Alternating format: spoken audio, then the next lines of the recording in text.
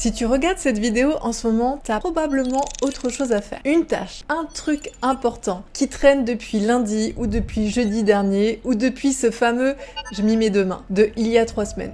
Bienvenue, cette vidéo, elle est pour toi. Aujourd'hui, on parle de procrastination. Et non, c'est pas parce que tu es paresseux, c'est parce que ton cerveau est un petit animal très mignon, mais absolument dramatique. Storytime, et je veux que tu me dises si ça te parle. C'est un mardi matin, Bangkok, soleil parfait, t'es chaud, to-do list bien rangée. Moi je me dis ok, je tourne ma vidéo, mon cerveau, oui absolument, aucun souci. Ensuite je dis ok, je commence, c'est parti. Et là mon cerveau il va me dire oui mais juste avant vérifier un truc rapide. Et là je commence à ranger un tiroir que j'ai pas ouvert depuis 6 mois. Je réponds à un email que personne n'attendait et je passe 25 minutes à chercher comment optimiser le micro de ma caméra que j'ai même pas allumé. Et le pire dans tout ça, c'est que j'ai l'impression d'être occupée, genre vraiment productive. Ce qui veut dire que je culpabilise encore plus parce que j'étais occupée, mais pas sur ce qui comptait. Et ça, c'est le piège parfait. Et ton cerveau l'a conçu spécialement pour toi.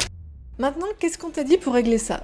Sois plus discipliné, ok merci, j'y avais pas pensé. Arrête de réfléchir, super conseil, ou encore mets-toi un coup de pied, génial. Sauf que si c'était une question de volonté, t'aurais déjà réglé ça, depuis longtemps. La procrastination, c'est presque jamais un problème de temps, c'est un problème d'émotion. Quand tu repousses une tâche, tu repousses pas la tâche, tu repousses ce qu'elle te fait ressentir. La peur d'être jugé, peut-être que ce sera nul, la peur d'échouer, et si ça marche pas, la peur de réussir, parce que oui, elle existe, parce que ça te maintient sur un certain niveau d'exigence et d'excellence. Le côté perfectionniste, parce que si c'est pas parfait, ça vaut rien. Le flou total, parce que tu sais juste pas par quoi commencer. Là, ton cerveau, il cherche pas à te saboter, il cherche juste à éviter l'inconfort. Et démarrer, c'est inconfortable. Donc il va te proposer autre chose. Quelque chose de sûr, de confortable, de productif en apparence. Mais toi, pendant ce temps-là, tu ranges ton tiroir. Maintenant, les entrepreneurs que j'accompagne, ceux qui sont bloqués depuis des mois, ils procrastinent pas sur des petites tâches. Ils procrastinent sur le truc qui changerait tout. La page de vente, le premier post, le premier call, la première vidéo.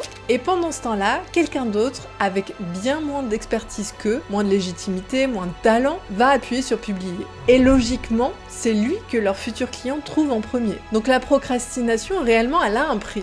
Il est juste différé. Maintenant, fais un petit test. Là, maintenant. La tâche que tu repousses le plus, celle qui est sur ta to-do list depuis des semaines ou des mois, un truc bien dégueulasse de style comptabilité, publier, des choses que tu veux absolument pas faire. Si tu devais la commencer dans 10 secondes, quelle émotion arrive en premier ? Pas la raison logique, l'émotion brute. Tu peux me la dire en commentaire si tu veux, sérieusement, parce que la nommer, c'est déjà à moitié la désamorcer. Et ce qui va être intéressant d'identifier, c'est quel est ton profil de procrastinateur. Parce qu'on procrastine pas tous pour les mêmes raisons. Le premier profil typique, c'est le perfectionniste. Lui, il va attendre le bon moment, le bon matériel, les bonnes conditions. Il veut éliminer le risque avant de commencer. Ce qu'il faut savoir, c'est que le risque zéro n'a jamais existé, n'existera jamais, donc t'es pas prêt de commencer. Après, t'as celui qui est dans le flou. Lui, il sait ce qu'il veut, mais en fait, c'est trop gros, trop vague. En fait, il voit une montagne pour arriver à son objectif et il voit absolument pas quel est le parcours ou le chemin pour y arriver. Et du coup, son cerveau, il voit pas cette première marche. Alors, il reste en bas de l'escalier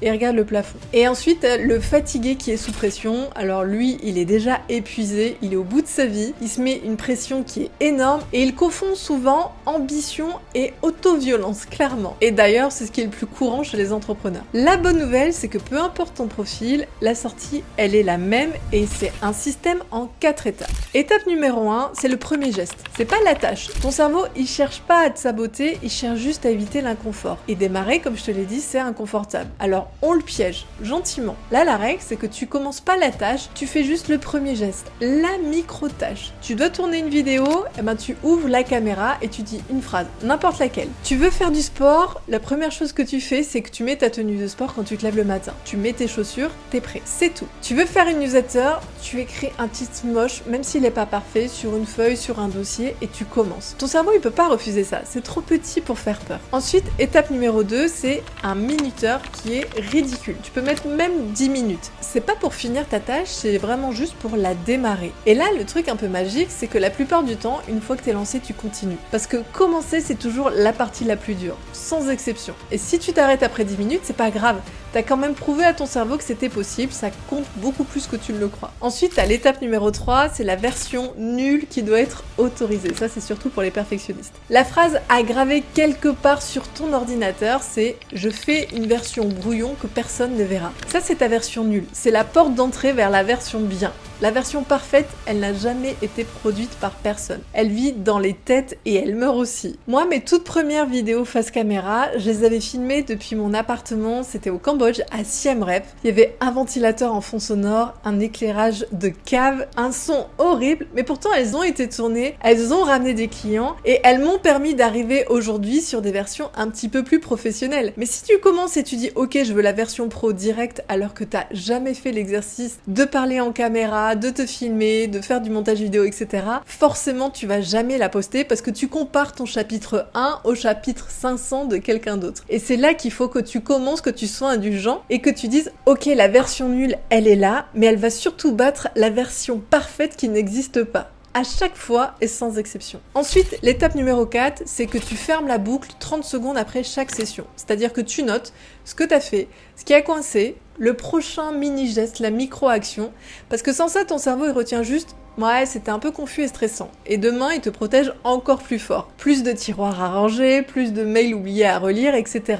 Donc là, ferme la boucle, c'est-à-dire, tu dis à ton cerveau, t'as vu, on a survécu, c'était même pas si terrible, et finalement, on a avancé. Autre petit tip, moi c'est ce que je fais aussi en fin de journée, c'est de lister tout ce que j'ai réalisé. Parce que des fois, t'es un petit peu dans cette frustration de dire, waouh, j'ai passé 8 heures, 10 heures à bosser, j'ai l'impression de rien avoir fait, alors qu'au final, t'as fait plein de choses, même si c'est des micro-tâches. Donc fais vraiment cet exercice en fin de journée, tu fais ton bilan, ok, qu'est-ce que j'ai fait? Et ça te permettra aussi de voir justement ces petits réflexes, de dire, bah oui, mais en final, j'ai traité des mails qui n'étaient pas urgents, et j'ai tout fait pour éviter ce que je devais faire, donc ce qui te permettra après de mettre en application ce système. Sortir de la procrastination pour de bon, c'est vraiment arrêter d'attendre la bonne humeur, le bon matériel, le bon moment. Ça ne vient pas avant, ça vient pendant, toujours. Donc voilà le pacte aujourd'hui. Cette tâche que tu repousses, tu fais 10 minutes, le premier geste, une version nulle, et tu reviens me dire en commentaire qu'est-ce que c'était l'émotion derrière, qu'est-ce qui a été ton premier geste. Je lis vraiment tout. Et souvent je réponds. Donc sois indulgent avec toi, t'es pas cassé, t'es juste humain. Et l'humain qui regarde cette vidéo jusqu'au bout, il a clairement envie de changer quelque chose. Donc ça, c'est déjà beaucoup. Maintenant, c'est à toi de jouer, et je te retrouve très vite dans une prochaine vidéo. Ciao!